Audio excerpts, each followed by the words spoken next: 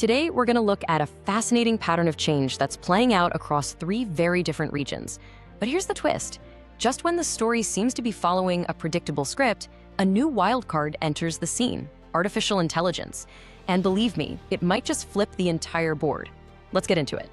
So, here's our roadmap. First, we'll connect the dots and show you the core pattern across Tibet, Xinjiang, and Inner Mongolia. Then we'll tackle the big question: why isn't the world saying more? And what could happen if that silence continues? After that, we bring in our wild card, AI. We'll explore how it completely changes the game, but also keep it real by looking at its limits and ultimately where the hope lies. All right, first things first. To really get what's happening, we need to look at the concrete changes in these three regions. You're going to see that the playbook being used is strikingly similar, and understanding that is the key to everything else we'll talk about. Let's start with Tibet. Before 1950, you had a society where religion, specifically Buddhism, was at the absolute heart of everything. Fast forward to after 1950, and everything starts to change dramatically. Sure, major infrastructure projects like roads and railways came in, but it was a trade-off. That development came alongside a systematic clampdown on cultural and religious life, with Mandarin being pushed in schools over the native Tibetan language. Next up, we have Xinjiang. This was a place where Islamic culture was just part of the fabric of daily life. The Uyghur language was common, and the population was mostly Uyghur. But after 1949, you see a profound shift. We're talking heavy restrictions on religious practices, a huge influx of Han Chinese migrants, especially into the cities, and the Uyghur language getting pushed to the sidelines in public life. And rounding out our trio is Inner Mongolia. Historically, this was a nomadic culture, built around herding and a pastoral life, with its own language and deep Buddhist roots. The change here was just fundamental. The population flipped to a Han majority, Mandarin took over in key school subjects, and policies were put in place that essentially ended the nomadic way of life, pushing people into settlements and shifting the economy towards things like mining.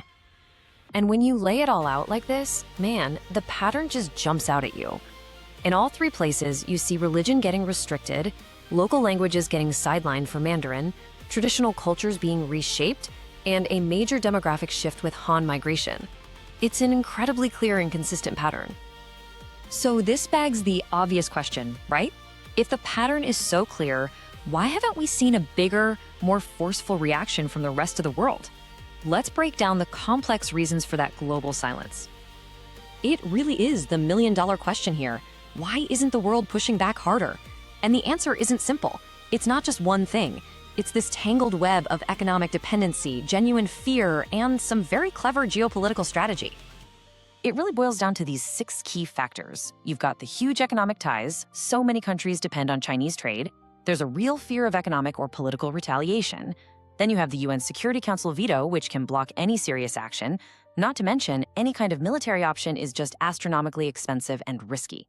And all of this is wrapped up in a clever strategy and the hard reality that for many nations, their own interests simply come first. Let's zoom in on that strategy point because it's brilliant in a way. It's often called salami slicing. Instead of one big, dramatic move that would force the world to react, it's a series of small, incremental changes. Each individual slice seems too small to start a major conflict over. But you keep slicing, and pretty soon, you've achieved a massive change, an accomplished fact that the world is now stuck with. It's incredibly hard to fight against. Okay, so what's the end game here? If the world stays on the sidelines because of all those factors, what happens next? Well, that pressure doesn't just vanish. It builds, and it starts looking for other places to go. The sources we've looked at suggest a pretty clear path for where that pressure could be pointed next. You can almost see the dominoes lined up. In the near term, a lot of experts are pointing to Taiwan as being at serious risk. Happening right now, we see constant, intensifying friction with the Philippines and Vietnam in the South China Sea. And looking down the road, this could easily evolve into more gray zone pressure on Japan. Hostile actions that are just shy of an outright act of war, like constantly pushing into their territorial waters. And this is where our whole story pivots.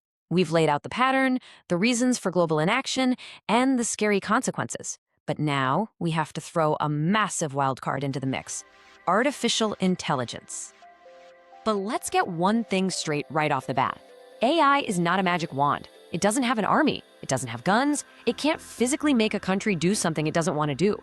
You can't just send an algorithm to stop a military invasion. It just doesn't work that way.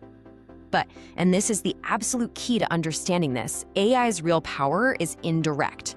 It can completely change the environment, the very landscape a country operates in. It can rewrite the rules of the game so profoundly that the old strategies just stop working, forcing that country to change course or risk its own future.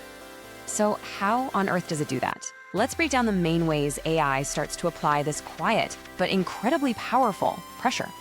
For starters, AI basically makes secrecy a thing of the past. Think about it. AI can scan endless satellite photos and spot new military bases or suspicious facilities almost the second they're built. It can sift through mountains of data to call out propaganda. It can help build tools for citizens to get around firewalls and censorship.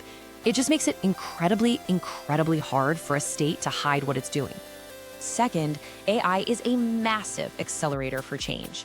On the economic front, as AI and automation get better, the need for huge pools of cheap labor for manufacturing starts to shrink. That world's factory advantage, it begins to fade. And strategically, AI is a game changer. Other countries can now run super complex simulations to see where geopolitical moves are headed, which makes it much easier to counter those slow salami slicing tactics because they can see the final slice coming from a mile away. Okay, but let's not get carried away. It's really important to have a balanced view here. AI is an amazing tool, but it is not a silver bullet. It has some very real limits that we have to talk about. You can really see the two sides of the coin here. On the one hand, AI isn't enough. It has no physical force, and worse, it can be flipped around and used by the state for even more surveillance. And at the end of the day, national self-interest will often beat an ethical argument. But on the other hand, the pressure it creates is immense by killing secrecy, weakening economic holds, helping allies work together smarter, and arming regular people with information. So here's the bottom line. AI's biggest punch isn't a direct hit. It's the way it changes the whole environment. By chipping away at secrecy and economic power, it fundamentally alters a nation's cost-benefit analysis. It creates a new world where the old playbook just might not be a winning strategy anymore. And that all leaves us with one massive, forward-looking question to chew on. As AI continues to make our world more transparent, more interconnected, are we heading into a new era? An era where the power of information, of undeniable, visible truth, could finally become more powerful than the traditional power of armies and force? It's definitely something to think about. Thanks for tuning in.